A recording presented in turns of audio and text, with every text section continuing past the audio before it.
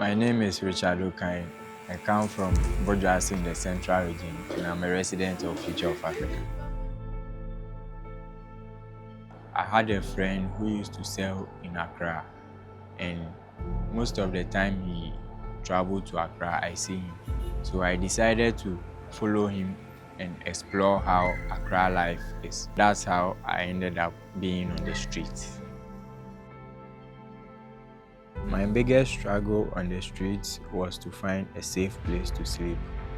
I slept on the street for 4 years, but at times I sleep here, sometimes too I sleep at the Stambik Road.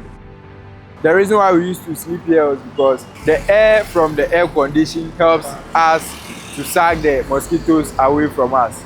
And when you are coming, you have to make sure you are bringing cardboard. So we don't sleep on the floor like that. No, we just put the cardboard. We can even use shoes or slippers that we'll be wearing to do the pillow. Then we put our head on it.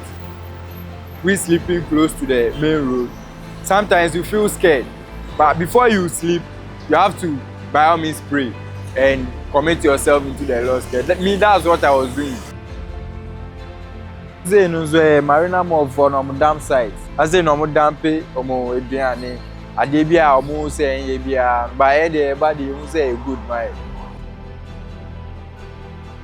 So ebano ejuma na sometimes it me ejuma wa traffic na stop say cars never be no we make sure say e be pa obia windscreen before light ne be so na we nya bibi ka crash.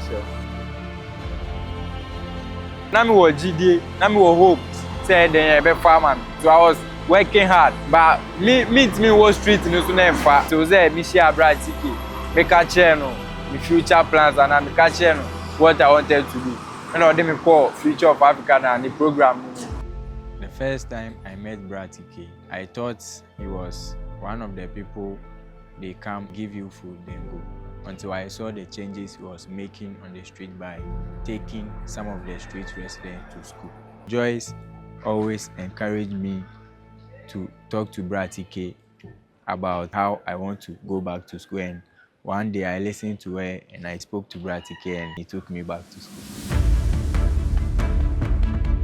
After I went back to school, I used to barber myself with blade and comb, and even sometimes my friends come to me to barber them. Yeah, so that's how I knew that I had a passion on barbering, so I chose barbering and dropped out from school to join school training.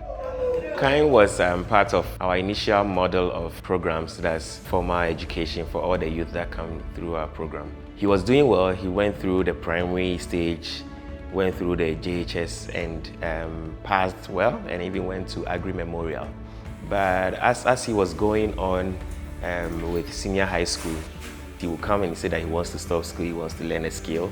And so we did the formal processes to get him into skills training. And because that was what he really wanted, it was easy for him to really learn and be disciplined in going to work and everything that needs to be done for him to succeed.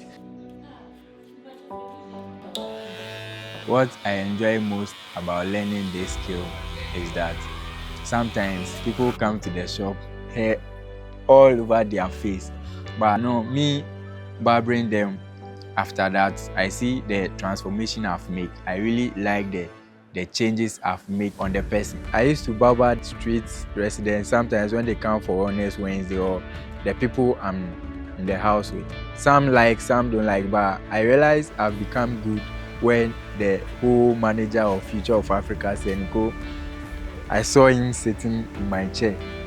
I was like shocked, like from somewhere and ended somewhere. I have been with Future of Africa for the past 8 years, and for me, graduation means moving to the next phase of my life, where I get to make personal decisions and do mistakes and learn from it.